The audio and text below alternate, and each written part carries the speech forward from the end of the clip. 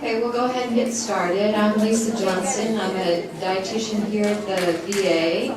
And just a show of hands, who works for the VA? And who works not for the VA? Okay, that kind of gives me a little idea. Because there is certain things that we're allowed to do in the VA that we don't have the ability to do, or that we don't have the ability to do. So we kind of gear our treatment at the VA to the resources that we have available. But I am a certified specialist in gerontological nutrition. I'm a diabetes educator. I've been practicing as a dietitian for 30 years now, and I guess my only disclaimer is that I'm passionate about nutrition. I have no other financial interests. So my goals for today, if I can, there, is to identify the elements to optimize nutrition for specific disease states for the elderly patients, and that you'll consider patient motivation, life expectancy, comorbidities, resources, and support systems before imposing nutrition recommendations, and also that you'll enhance the nutritional quality of life for your elderly patients. Dr. Musi and Dr. Lum were excellent lead-ins, and also thank you for your comment. I think that's all going to be what I'm going to emphasize in my talk. Now, as far as nutrition goes, there's many subjects we can cover. I'm going to try to just mainly go over those disease states where we can make the biggest impact in our elderly. Of course, in the elderly population, like Dr. Musi was talking about, we have our very healthy and we have our not so healthy. So as far as the very healthy elderly, the nutrition recommendations are very similar to that of a younger person. So I'm not necessarily going to go into that. I'm going to go more into the disease-specific nutrition recommendations that can really help to improve the quality of life for our elderly patients. So nutrition is one of the major determinants of successful aging, and food is not only critical for physical well-being, but also contributes to social, cultural, and psychological quality of life. Quality of life is so important, and again, it's not necessarily our perception of what they should do. We really need to, like Dr. Lum said, figure out what motivates our patient and work from there. So nutrition helps promote health and functionality, and with use of medical nutrition therapy, this helps to lessen chronic disease risk, slows the disease progression, and reduces disease symptoms. So if we take nutrition and the aging process, those are interrelated, and those are affected by genetics, age, and gender. And then we have the confounding factors of medical health status, physical functional status, cognition, and then also the environmental factors, and we're going to go into each of those a little bit further. The presence of chronic or acute illnesses in the elderly is vast. As Dr. Lum mentioned, they usually don't have one diagnosis, they have many diagnoses that we have to look at. So we have to look at the big overall picture and what can impact their health the most if we make changes in that area. We want to look at medication use. There's a lot of medication prescribed to the elderly for whether it be diabetes, cardiovascular disease, dementia, behavioral problems. So we have to look at how all those work together to affect nutrition. Are they causing weight loss? Are they causing weight gain? And that's where here at the VA we have our pharmacists that assist us with that. But we have to look at all those factors and see where some of the medications might be impacting their nutrition. And then sensory changes, changes in taste and smell, and also the appearance of food may change based on their living situation, and also the texture if they have a need for a change in texture. And then oral health. So chronic diseases that we're going to target today would be diabetes, since that's the focus of today, heart disease, hypertension, kidney disease, and chronic lung diseases. So we're going to start off with diabetes, and the first goal is to establish your A1C goal. And Dr. Musi did a great job of that, where you kind of, really focus on what might be the A1C goal for the patient based on their comorbidities. You want to consider socioeconomic factors, ability to monitor blood glucose, availability of food, and ability to implement complex regimens. Here at the VA, part of the time I work with the home-based primary care team, and what we do is we go into the home. They don't come to the VA to a clinic. We're the clinic, but we visit them in their home. So I get to go through lots of pantries, refrigerators, and get into the home and see what they're eating, which is really educational.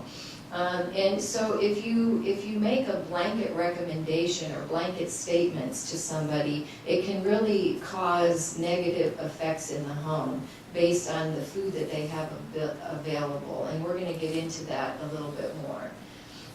We need to differentiate between different nutrients. So if we have a patient that has high blood pressure, diabetes, hyperlipidemia, and so we just tell them, oh no, you need to eat low fat, low cholesterol, low sodium, and low, they just get so confused. They really have no idea what to do.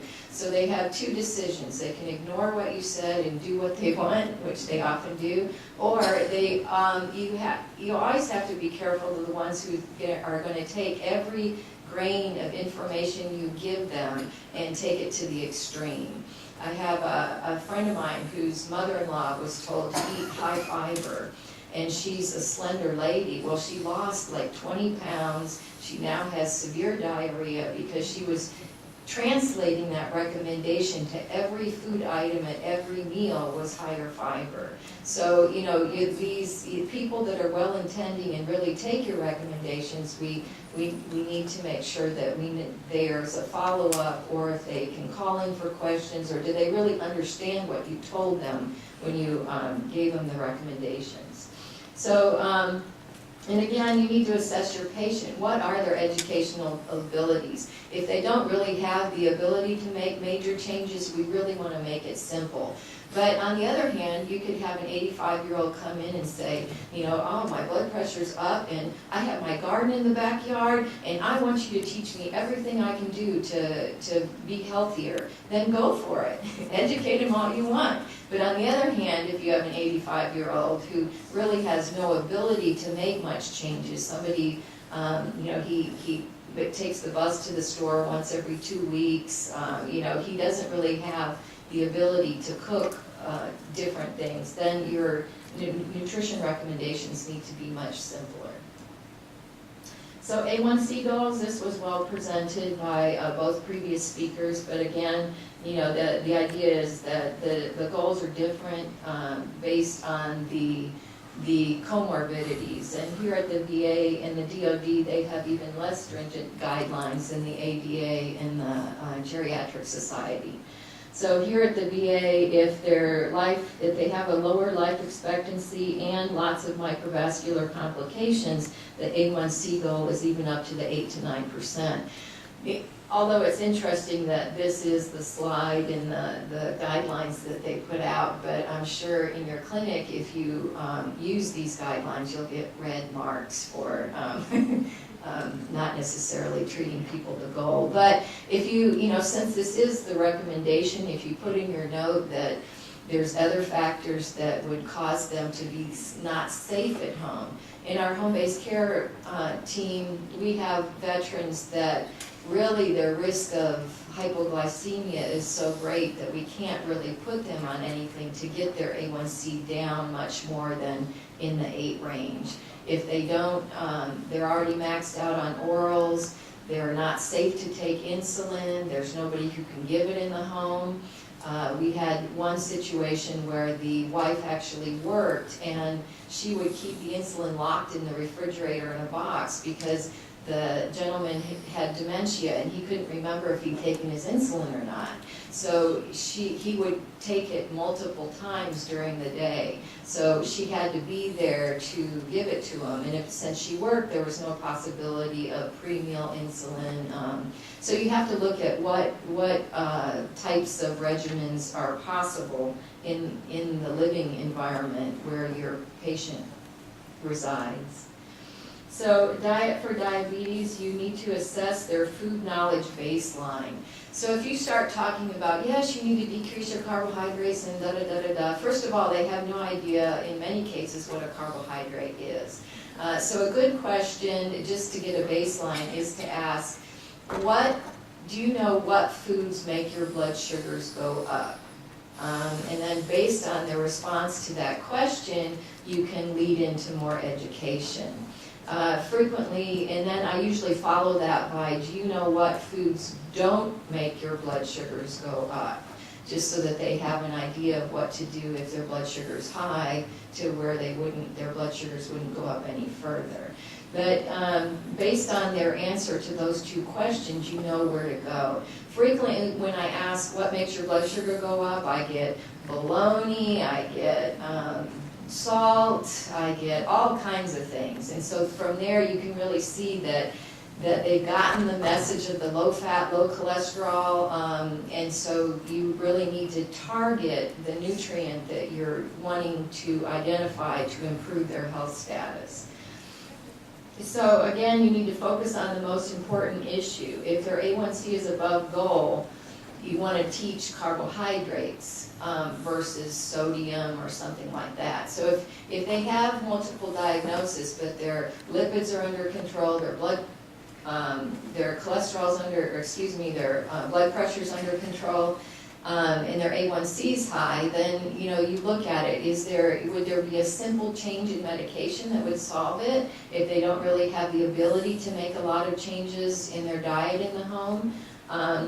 That might be a good option. And if they really are maxed out on their medication and can't do a more stringent regimen, what could you do as far as teaching and changing what they eat in the home or their living situation to make the biggest bang for your buck? And usually what you want to do is you want to try to find out what they're eating now, and you want to try to make minor changes to implement it the most. Like most of you know, if they're drinking regular sodas and multiple a day, by reducing those or eliminating those, there can be a big change. You'll also find that a lot of diabetics think that juice is a very, very healthy thing to do, and the more you drink, the better. And if you tell them not to drink juice, then they eat a lot of fruit, because fruit is so healthy. So there's, you just have to find out first what they're eating. If they never drink juice and they never eat fruit, that's a null factor. But if you find out what their average intake is, you can go from there. Now, if you have a guy with an A1C of 10 and he eats chicken breast and lettuce 3 times a day, he's not really telling you the truth, so you kind of have to guess and kind of do some education from there. But, and then also explain medications in relation to dietary needs. Like Dr. Musi was saying this morning, there's some medications that cause hypoglycemia and there's some that don't. So a lot of diabetics think they have to eat all the time, and sometimes they get mad at me. Well, I'm a diabetic and I have to have snacks between my meals, and they're diet controlled. So that's education as far as what medication they're taking and what nutrition needs are required. If they're on a sulfonylurea, and we usually have most of our elderly here at the VA on the glipizide that has a 2 to 5 hour half-life. So you want to make sure that they're eating in that window, and that they understand that when they take that pill, that their blood sugar will be going down for that period of time. But if they're simply on metformin, they don't have to make sure they're eating all the time.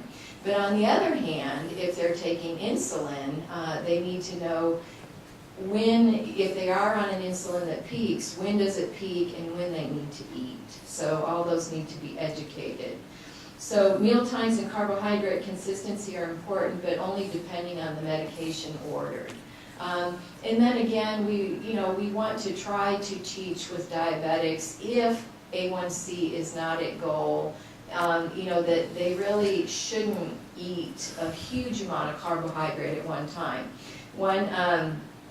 One man that I talked to this week, he had like the picture-perfect diet for the diabetic. For breakfast, his wife made homemade cinnamon rolls about this big, and he had 1.5 of those.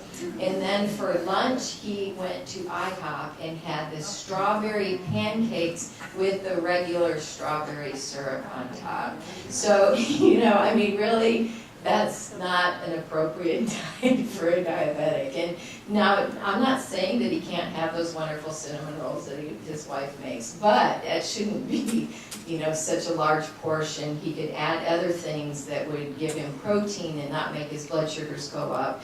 And also those pancakes that IHOP, I'm sorry, eat a couple bites of your wife's, but that really shouldn't be your main meal. So, a little bit of education as far as that's concerned. And I always try to, especially in the elderly, when their quality of life is really an issue, I try to find out what matters to them. If it's a food item that they could care less about, okay, let's do away with it. But if it's a food item that they really shouldn't eat very often, and it really means a lot to them, I'm going to figure out a way to include it. I don't think it's fair to say, no, you can't ever have that again, because reality is that they are going to. So if we can help them try to implement it into their life, we get better outcomes. And then again, if you have a person with diabetes and they come into your clinic and we start teaching them, oh, you can't eat this, you can't eat that, you have to watch your carbs, you have to eat 3 meals a day, and then you see their A1C is 6.5. Did we really need to make changes in what they're already eating? Their A1C is at goal. So we really want to not necessarily worry about the diabetes. Maybe, they have another issue. Maybe their weight loss, or maybe their chewing problem, or something else that we need to focus on instead. So just because they have the diagnosis doesn't mean that we have to implement the picture-perfect dietary restriction for that in our elderly patients. So we want to be careful with hypoglycemia and complex medical regimens. A low blood sugar can be much more dangerous in our elderly than a little bit higher. And especially in our homebound people with neuropathy, if they can't feel their feet, then they can't feel their blood sugar dropping more than likely. If they're living alone, they never check their blood sugars, then it's our job as health professionals to put them on a regimen to where their blood sugars aren't going to drop low. And if they really don't have the manual dexterity to be able to check their blood sugars, how can we make it as safe as possible? Or can we get somebody in there to check it every now and then? Sometimes yes, sometimes no. But you have to look at what's realistic and available to them.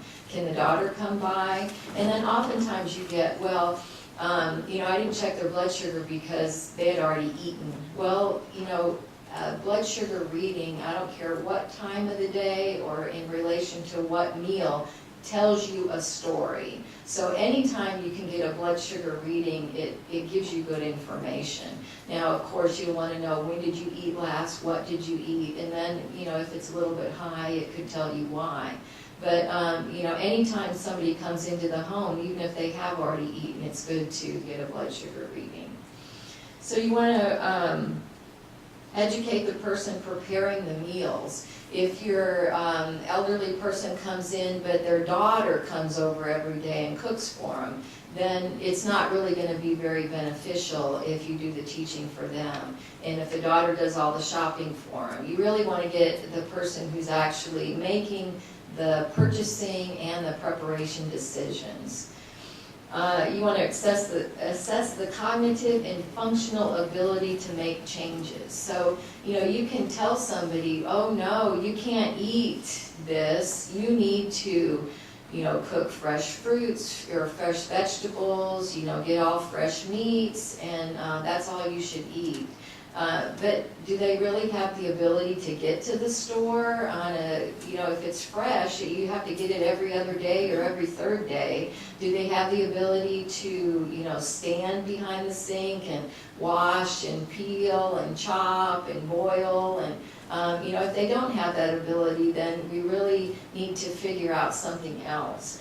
Also, the other, and I've been in a situation before where people have, come from an appointment and they implement the recommendations that were given to them. And I come a couple weeks later and they've really lost a lot of weight. And they say, well, I quit eating the food that they told me not to eat, but you look in their cupboards and that's all they have available to them. So they quit eating because they didn't have anything but canned goods or frozen foods that were high in sodium or high carbohydrate foods. So, before you recommend things, you really need to see their ability to implement it. And I guess my thing is that I'm never going to tell somebody that the only food that they have available is poison to them. So what I'm going to do is I'm going to work on the periphery. How can I change that scenario? So if they're eating high carb foods or high sodium foods, and I can implement one meal a day from Meals on Wheels that's carb balanced and lower in sodium, I've cut their salt intake by 1/3. Is that all I need to do to make better changes? And sometimes you think, well, okay, we're going to get a provider, we're going to get the social worker on board, we're going to get a provider in the house, somebody's going to be able to do some shopping and some cooking for them. But it really requires education with that caregiver because unfortunately the cooking skills in a lot of our general population are lacking. They don't really know how to cook or how to buy foods that might be healthier for the elderly person they're taking care of. And of course you want to refer to a dietitian or a diabetes educator for education. There is, if you look at what they normally eat, you can make a little change here and a little change there, and you can make huge differences. And what's very ineffective is if you hand them a calorie level diet and say, here, follow this, because nobody's going to make 100% change in what they eat. So I put this up here just because, since I go into the home, it's really fascinating because I get to see the translation of what is told to them and how they put it into practice. So whenever they go to a doctor and they're told to eat healthier, they come home and they eat cereal because cereal is so healthy and it's so good, and I put milk on it and I eat a banana because everybody knows bananas are really healthy for me, and then I drink orange juice because orange juice is so good for me. So look at that meal, and really, how many people eat a cup of cereal? Usually it's a larger portion than that. That's 113 grams of carbohydrate. Right there you're going to see an A1C if they're eating that on a regular basis. Whereas before you told them to eat healthier, they were eating 2 bacon and egg tacos and drinking their coffee. And they had about 40 grams of carbohydrate for breakfast. So if A1C is your problem, did you really help them by telling them to eat healthier? Because you didn't really define what that meant in the realm of diabetes and controlling carbohydrates. So just be careful because I see this all the time. And then the other thing to keep in mind as far as diabetics are concerned, they think that the only thing they can use to treat a low blood sugar is orange juice. If they don't have orange juice, then they don't really know what to do. So teach them what they can do to treat a low blood sugar. It can be any form of juice, it could be regular soda, anything that has a carbohydrate in it. And like I said, I'm going just touching the surface so I can go over quite a few things. But the American Diabetes Association, this is their recommendation, that there's the term ADA diet no longer be used. Has anybody seen this being used as a diet order recommendation? ADA? Okay, well, as a matter of fact, this recommendation came back out in 1998. And, we do see this order frequently. So we really want to get away from the ADA diet as far as terminology. And then the second is based on people, elderly or younger people in long-term care facilities.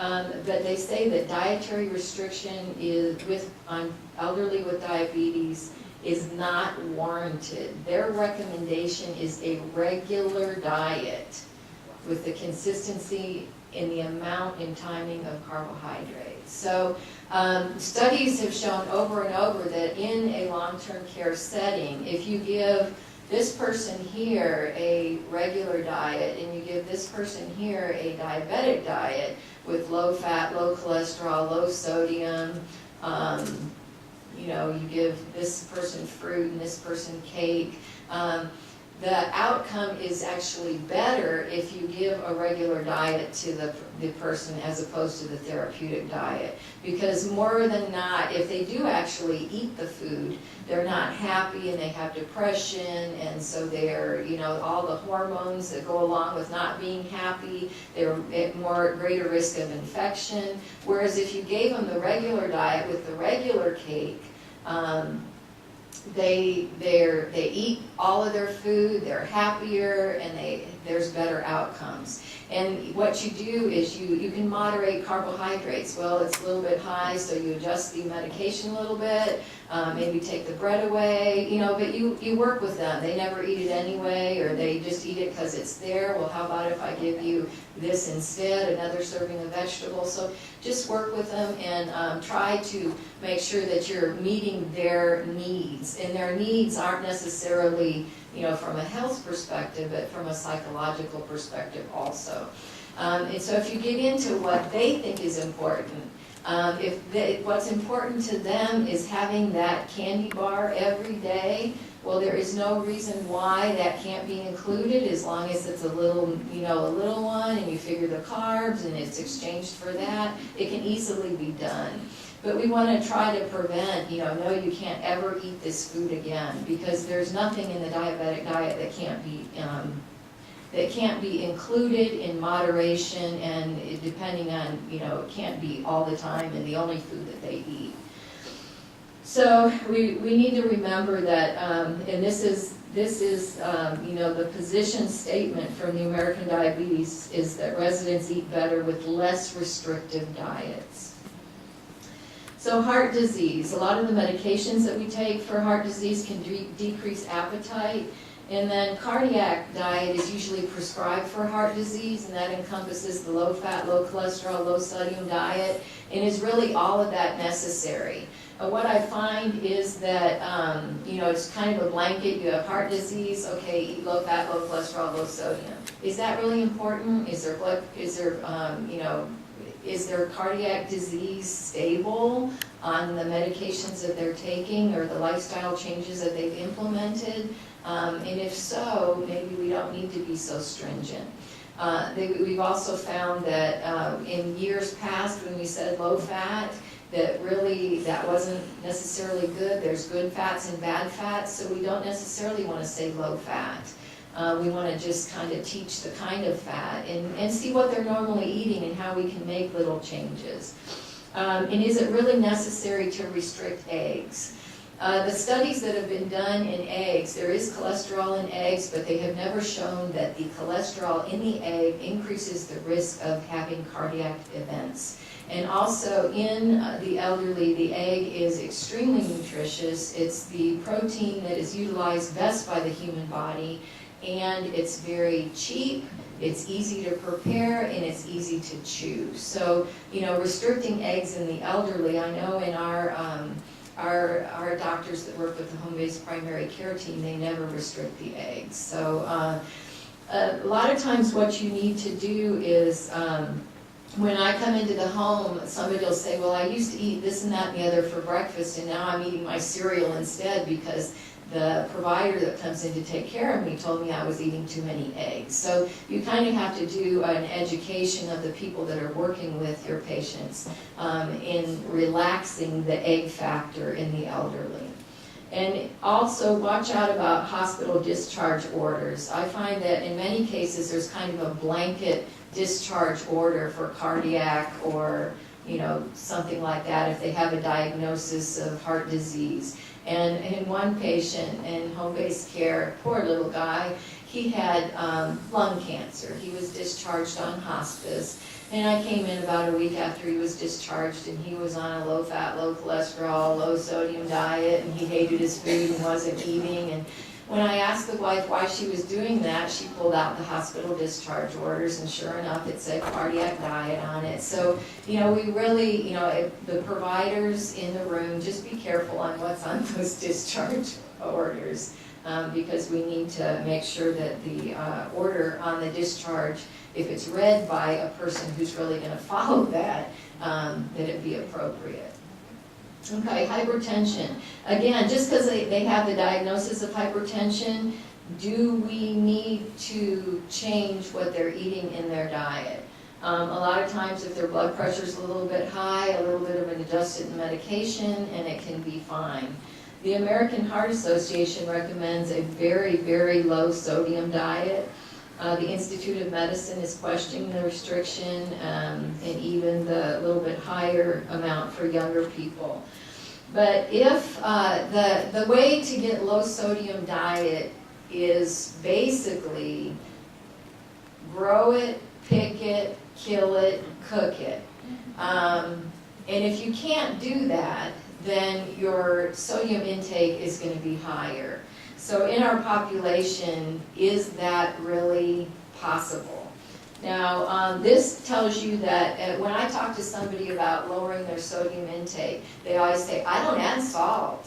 I don't add salt. Well, 6% of our total sodium intake is from adding salt to our foods, whereas 77% is from processed and prepared foods.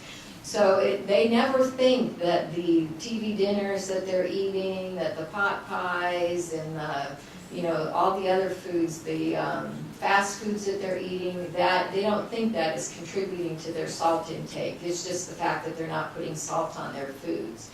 So again, I kind of made this list up based on what I see in the home. They love the bacon and egg tacos, but how do they go to get it? And they can't really make it themselves. So, they're really, in the home, they're using a lot of those frozen sausage biscuits because they're so easy. You stick them in the freezer, you stick them in the microwave, and boom, you've got breakfast.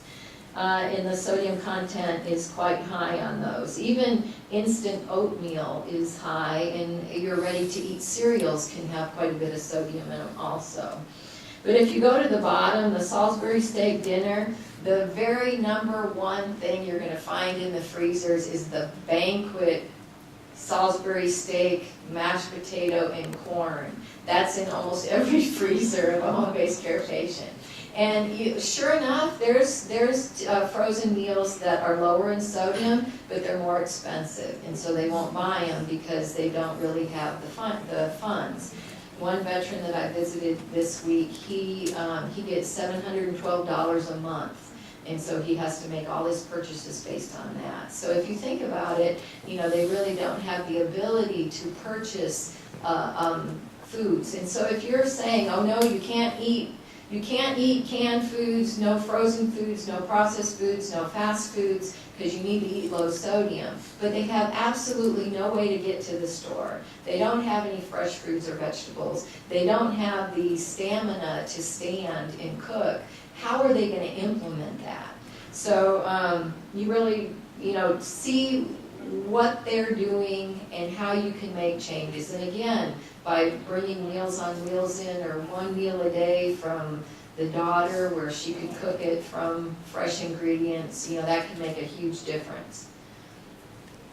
Okay, kidney disease. This is really a killer. If you try to teach this in people who really, it would be hard for even us dietitians to follow because, it's conflicting, because the protein can be high if you're on dialysis, but low if you're pre-dialysis. And then you have to watch out for the sodium content, potassium, phosphorus, and then fluids. And of course, the foods that you can eat that are low in sodium might be high in phosphorus or potassium, so they're off the list. So, it's really a juggling act, and it's very, very confusing. So Instead of blanket diet orders that say renal diet, it's best to look at the laboratory values, see what nutrient or what lab value might be abnormal, and then make your recommendations for that. If the potassium's high, then you might want to go through the foods that they're eating and try to target the foods that are highest in potassium.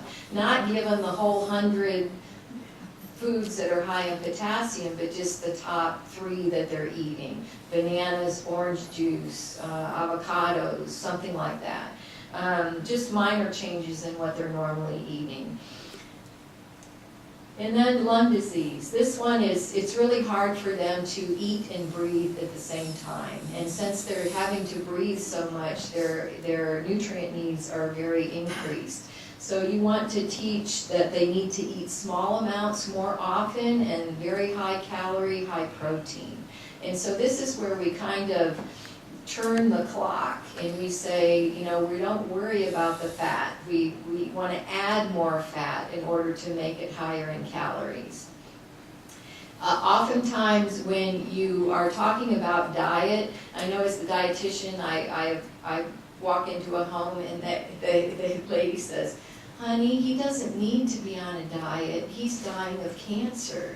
Well, my role isn't to put people on diets to lose weight. It's really to improve their nutritional parameters. And most of what we do in home-based care is unlock the caregiver. That they're really, like Dr. Musi said, the daughter was just really strict and not allowing the quality of life. So that's a lot of what we do in the home is they may be focusing on the wrong thing. So we try to focus them on the right nutrient that would best increase the nutritional parameters of the elderly person. So physical and functional status, there's visual impairments. They can't really see to be able to prepare food, therefore cooking is dangerous for them. They've a loss of their ability to smell, taste, dry mouth, and also chewing difficulty. A lot of our elderly have dentures, if they're fortunate at the VA to be eligible for dental, and if not, they tend to be more like the cute little lady on the side with some dental problems. So you do want to do a dental assessment and see what they're capable. So you wouldn't really want to recommend a high fiber diet with lots of fresh fruits and vegetables for this little lady that can't really chew very well. Swallowing difficulty, we've come a long way. We have the speech therapists that help us with that. Swallow studies, and they recommend different diet textures and consistencies of both food and liquids. And you see it does look a little bit different. They're trying to mold foods to where it looks a little bit better. The ability to obtain and prepare foods, and then of course the fatigue and the debility.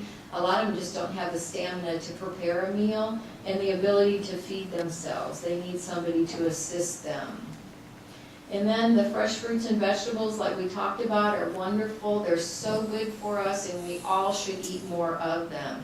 But realistically, how can we get it in our elderly patients? So that's where, instead of telling them, no, you shouldn't eat those canned vegetables, you should eat more fresh, how is it going to happen? So you really need to work on the how before you start telling them that they shouldn't eat the can that they have available to them. So cognition, depression, loss of loved ones, electrolyte imbalances can change, causes change in mental status. And then with the cognition, also medication. The medications that they're using now, some of them can decrease appetite, some of them can vastly increase appetite. So depending on the medication that's ordered for the cognitive difficulty that they're having can have a major impact on their nutrition. And then if we do away with their favorite foods, and the emotional connection with food. One of the home-based care veterans, his daughter was one of those ones that had signs all over the house. Don't give mom this, don't do this for dad.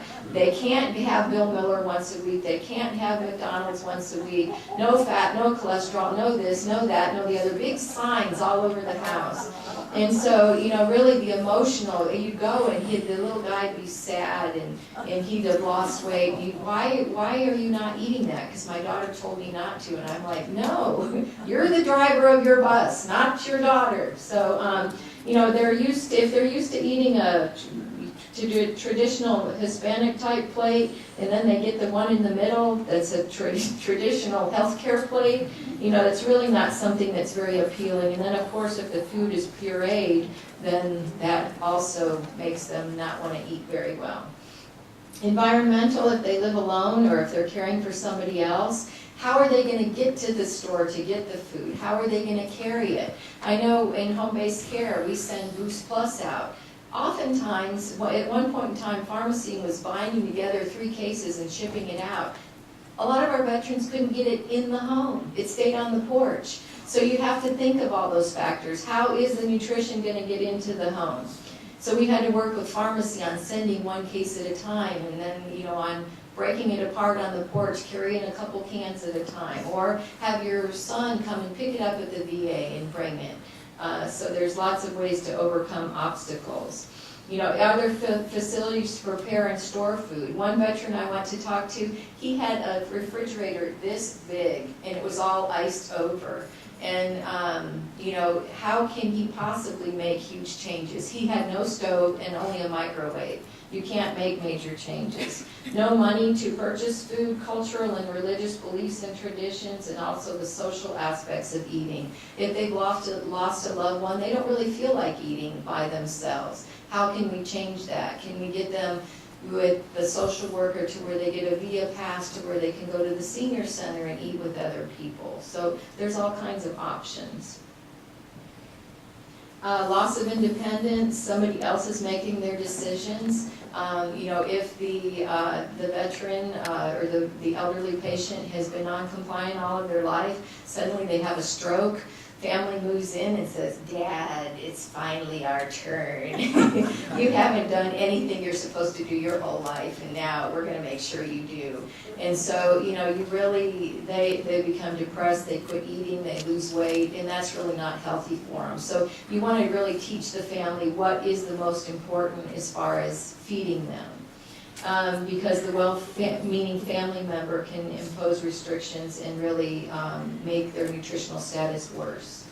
So quality of life is defined as a person's perceived physical and mental health over time, including factors such as health risks and conditions, functional status, social support, and socioeconomic status. So we have to consider that, and we really need to improve, make sure that we're helping with their quality of life. This is a My Plate for older adults. It was developed by Tufts. And if you see, it's recommending about half of the plate be fresh fruits and vegetables. But you can see there's canned, there's dried, there's, you know, different forms. In the middle are the spices and the oils and the condiments that make it taste better, so they'll eat. 1/4 of the plate is protein food, 1/4 of whole grain, you know, starches. And then we need to remember our fluids.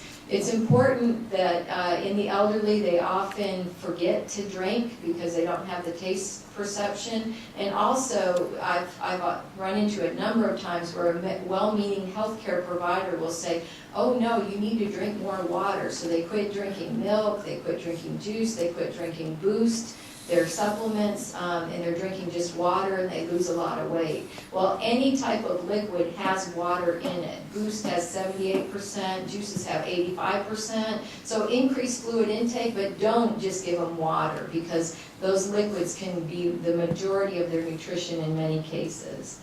So we want to liberalize the diets. We want to optimize the nutritional status because ultimately it depends on what goes into the mouth. We can give them the picture-perfect food on the plate, but if it's not consumed, it's not going to do them any good. And we need to assess each older adult's risks versus benefits for a therapeutic diet. Do they really have high blood pressure or just the diagnosis? So This little guy here, are you really going to tell him that he can't eat his food he wants? So we need to assess their readiness to change, involve the patient in their diet-related decisions. Often you can say, is there, your blood sugars are high, is there something that you want to do about it? Nope, not at all.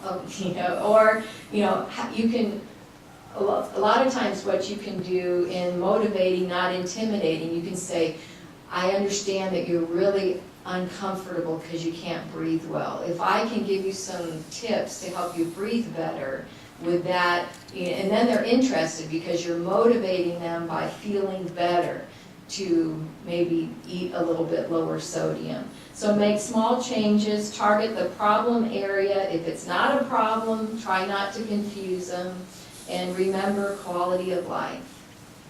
Are there any questions? Yes, ma'am.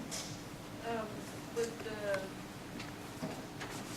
myriad of problems that are associated with gluten intolerance and gluten allergies, and the fact that it's much deeper than the average person realizes or recognizes in causing some of these chronic diseases that we see, but yet they can't even afford the basics of a diet that you're promoting, everything else. But gluten-free products are so incredibly expensive and hard to find.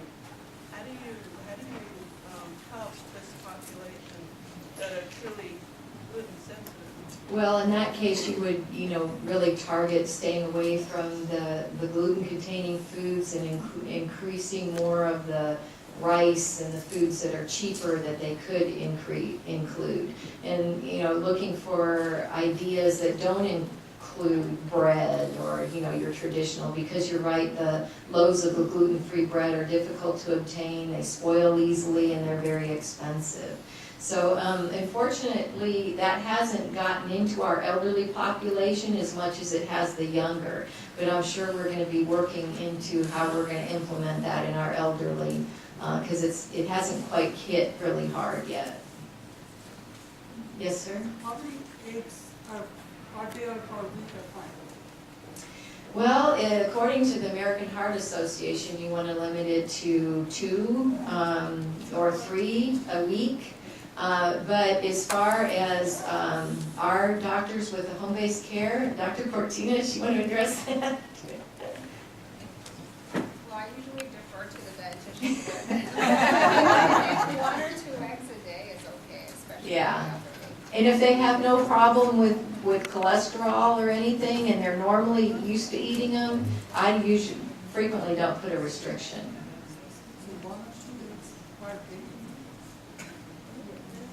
Yes. Any other questions? Yes, ma'am? As far as supplement goes, do they get tired of drinking them? Oh, yes, they get very tired of drinking them, and some of them don't like it to begin with, and then for our outpatients, we only have vanilla available, so then we encourage them to, add different flavorings. We have recipes we can give them, add it to a variety of foods, but yeah, they get tired of it. So you can do a lot with, regular foods by adding a little bit more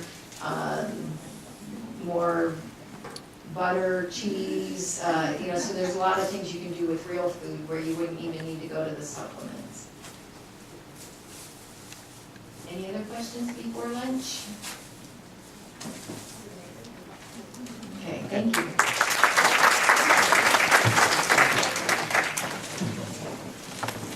Okay, we're going to break for lunch. It is 12 noon and we'll resume at 1 o'clock. Hopefully the dietitians in the room will approve the lunch that we bring today. And we'll resume about an hour, so come on back.